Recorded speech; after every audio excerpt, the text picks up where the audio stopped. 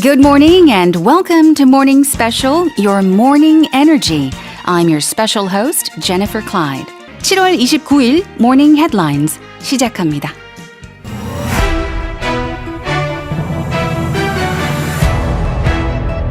The total population of South Korea fell for the first time last year due to the country's low birth rate and rapid aging. Bangladesh has asked the International Monetary Fund for a loan, reportedly seeking $4.5 billion. Australia's inflation rate rose 6.1% in the June quarter, the fastest annual pace in 21 years as consumers forked out more for everything from fuel to food. The leaders of Japan and Indonesia have agreed to strengthen their ties in maritime security, as well as increase cooperation on climate change, energy, and investment between the two Asian archipelago nations. A recently finished $588 million bridge in Los Angeles has been closed only 2 weeks after it opened due to illegal activity and public safety.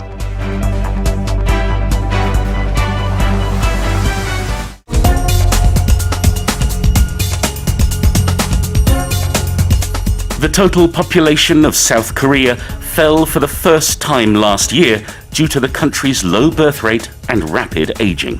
낮은 출생률과 급속한 고령화로 지난해 우리나라 전체 인구수가 처음으로 감소했습니다. So it has been reported that there has been a drop in Korea's population. Yes, a drop year on year, according to a census by Statistics Korea. This was taken on November 1st, 2021, and Korea's population then was 51.74 million, and that was down 91,000, 0.2% from the previous year. This is also the very first on-year decline we've had. The agency began compiling data in 1949, and it's the first time we've seen something like this happen. So it's big news.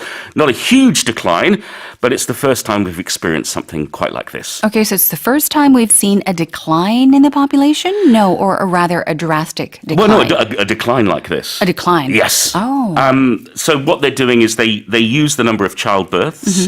They also use death data and cross-border movements of foreigners living in Korea for more than 3 months. That's how they calculate the total population. And, also, the other thing is we're heading to become a super-aged society by 2025. Yes. And that's when 20% of our total population is 65 or over. As of November 2021, we're at 16.8%. That's 8.71 million people. So we're well on the way to becoming that super-aged society. And what's also interesting, a lot more people are living alone. One-person households now, they're on the rise by 7.9% to 7.17 million households. That's a record high. That means single-person households are a third of the total population, 33.4%. And for multicultural families, good news for us, we're up by 4.7% to 385,000. All right. Well, this is because, of course, when we're talking about Korea's population, we're not only talking about Korean citizens, we're also talking about foreigners that are residing in Korea. I count. I'm Right. living here. I count as well. So anyone that has lived in Korea for more than 3 months, is that how they calculated the total population? Exactly, yes. Okay. If you're here for more than 3 months, then you're not just a tourist. You're not. living, working, or studying here. That's right. 자, 여기서 the total population, 총 인구를 말하는데요. 지금 현재 국내에 거주하고 있는 외국인을 포함한 총 인구를 말하겠죠. So you also mentioned there are many one-person households, right? Yes, that's right. So we're looking at 7.17 million single-person households. And I guess that would mean less number of childbirths as well? Yes, the birth rate is down, and it continues to go down. So we shall have to see what happens. But certainly, with the economy in the state that it is, I don't think people are planning to have a lot of kids because everyone's worried about how can I feed myself and the rest of my family. That is true. I mean, that is reality. Even, married couples or even people that are not yet married. Ones that aren't married yet, they're like, will I be able to support a family? Yeah, right? it's a big concern, but the government has been bringing in measures to help those who are looking to have children. So cross fingers, things will get better, but certainly this is the first time we've seen this decline in population. Okay. Then can we have it one more time? The total population of South Korea fell for the first time last year due to the country's low birth rate and rapid aging. 네, 낮은 출생률과 급속한 고령화로 지난해 우리나라 전체 인구수가 처음으로 감소했다라는 기사를 다뤄봤고요. Let's move on to the second headline. Bangladesh has asked the International Monetary Fund for a loan, reportedly seeking $4.5 billion. 방글라데시가 국제통화기금 IMF에 45억 달러, 우리 돈 약 5조 4천억 원 규모의 차관을 요청했습니다. So Bangladesh has asked the IMF for support, and obviously it's not the first South Asian country to do so, right? It's actually the third this year from South Asia. Sri Lanka and Pakistan have already sought support from the IMF, and Bangladesh has now joined them. They've asked to start negotiations for a loan. However, the Bangladesh finance minister has said that even though negotiations have started, the economy was in no way in trouble.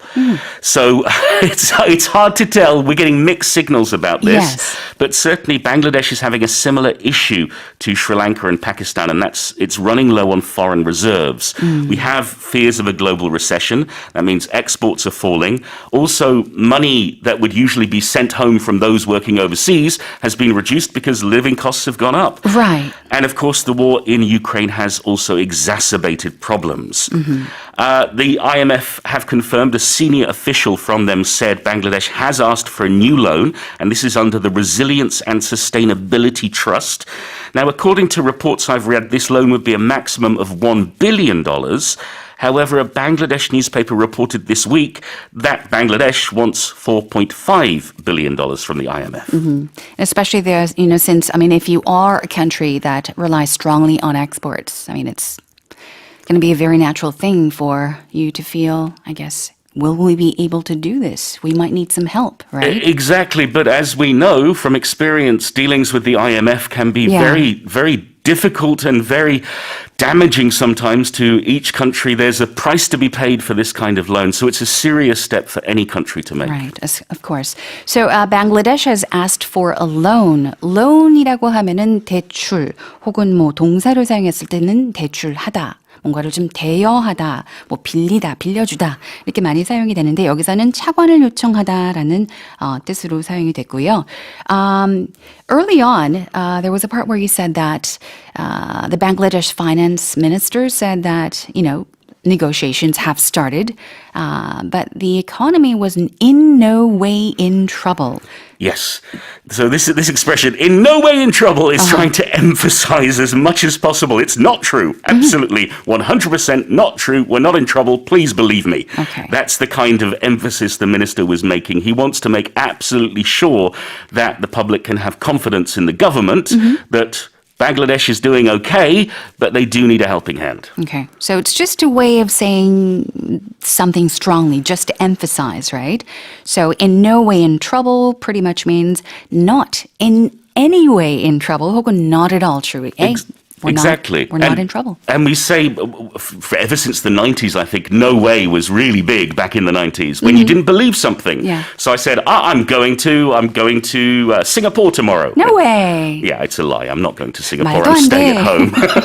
But yes, so we can use this expression, no way, to mean I don't believe you. I don't think it's true. All right. Let's listen to it one more time. Bangladesh has asked the International Monetary Fund for a loan, reportedly seeking $4.5 billion. 네, 두 번째 헤드라인이었고요. And now this is the third headline for today. Australia's inflation rate rose 6.1% in the June quarter, the fastest annual pace in 21 years as consumers forked out more for everything from fuel to food. 호주의 소비자 물가 상승률이 6.1%로 21년 만에 최고치를 기록했습니다. 이로써 소비자들은 연료에서 식품에 이르기까지 더 많은 돈을 지출할 것으로 나타났습니다. I mean, the cost of everything has been rising. It is, but rising more in some countries than it is in others, I Yes, think. So this is a big deal for Australia. So we have the consumer price index rising by 6.1% during this April to June period, but other things have been rising at an even faster rate. So transport costs have increased by 13.1%. That's thanks to the record increases in fuel prices. Oh my. The cost of new homes rose by 9% from the same time last year, and fruit and vegetable prices have also risen by almost 6% this quarter in Australia. They've had some issues with heavy rains on the east coast that have caused some problems with their farming and distribution. So Australia, things are not looking great. The Treasurer of Australia actually told the media inflation will get worse before it gets better, and that the government is assuming inflation is going to peak somewhere towards the end of 2022.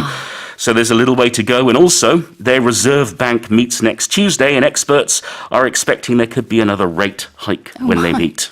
Everything's about rises and hikes and peaking towards, oh, this is terrible. I mean, we're talking about numbers like 13.1 and 9%, but just between the months of April to June, right? that's what we call the June quarter. Right. So what exactly is a June quarter? I mean, quarter, we know it's 1/4. 4분의 1인데 Yes. June quarter라고 하면은 So 뭔가요? we have 4 quarters in a year. We have the January, February, March quarter. We call the March quarter. We then have the April, May, June quarter. We then have the July, August, September quarter, and then the October, November, December quarter. So December, September, June, and March, those are the names we give to the 4 quarters. So you'll see this in financial reports. They'll talk about the March quarter or the June quarter like this. Okay. 그래서 4월부터 6월에 해당하는 그 기간이니까 즉 2분기를 말하겠죠? The second quarter it would be? Yeah, we can also say first quarter, second quarter, third quarter, fourth quarter like this. Okay. And let's take a look at this expression, the fastest annual pace. Yes. So here, pace is the speed of something. So we're saying it's the fastest speed, and annual is of the year. So it's the fastest increase in a year that we've seen. I see. So it's a record breaking, as it were, for Australia. 연간 가장 빠른 속도, pace라고 하면은 speed를 뜻하니까 어떤 일이 벌어지는, 일어나는 것에 대한 그 속도를 말할 때 많이 사용되죠. 그리고 fork out을 볼게요. Fork out, what does this mean? We're not talking about cutlery. No. We're talking about giving something to someone. If you fork out something, it means you're giving cash, giving money to whoever it may be. You can also fork over, which is like hand over, to pay up something. In this case, Australian consumers are forking out more money for everything. From fuel to food to transportation To forks. to forks. Yeah, Yes. forks. I'm sure forks have gone up in price as well.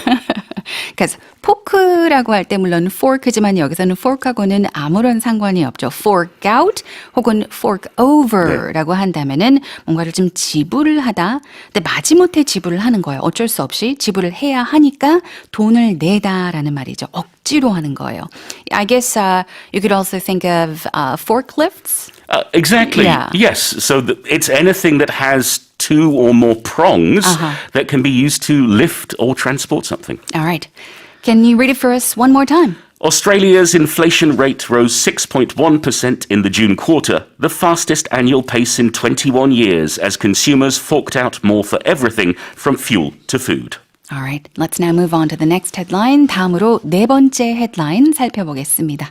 The leaders of Japan and Indonesia have agreed to strengthen their ties in maritime security, as well as increase cooperation on climate change, energy and investment between the 2 Asian archipelago nations. 일본과 인도네시아 두 정상이 해양 안보 관계를 강화하는 한편 기후변화와 에너지 및 투자에 관한 협력도 증대하기로 합의했습니다. Tell us more about this. Indonesian President Joko Widodo has been on a whirlwind tour. Tuesday, China. Wednesday, Japan. Yesterday, Korea. And so at his press conference on Wednesday with Prime Minister Fumio Kishida, they talked about Japan providing support for reinforcing Indonesian maritime security, as well as loaning money for Indonesian infrastructure projects and disaster prevention. And Japan is also looking as to whether they can provide Japanese patrol vessels for Indonesian waters to build up its maritime capabilities. So a very positive meeting, with Widodo also welcoming new Japanese investments. And, there are worries about China. China encroaching on Indonesia's exclusive economic zone in the South China Sea. However, on Wednesday, neither Kishida nor Widodo mentioned China by name during the press conference. So the leaders of Japan and Indonesia, they have agreed to strengthen their ties. Strengthen ties라고 하면은 basically ties in this case would be that connection or that bond you have. Exactly, right? yeah. Whatever links the two of you together. In this case, it's about investment, it's about maritime security, and it's about creating projects together. Right, among nations, right? Yes. And let's take a look at maritime security. If something is about maritime, it's all about the sea. The sea. Yes, so it's sea security, meaning keeping the waters that belong to you safe. In the same way that we have boats along the coast of South Korea Yes. that keep South Korea's waters safe. They are our maritime security. 네. Maritime 하면은 그냥 ocean, sea를 떠올리시면은 될 것 같아요. So maritime security 하면은 해양 안보가 되겠죠. And between the two Asian archipelago nations, 발음이 조금 어려울 수도 있어요. Archipelago. Yes, it's spelt Archipelago, and it means a group or a chain of islands.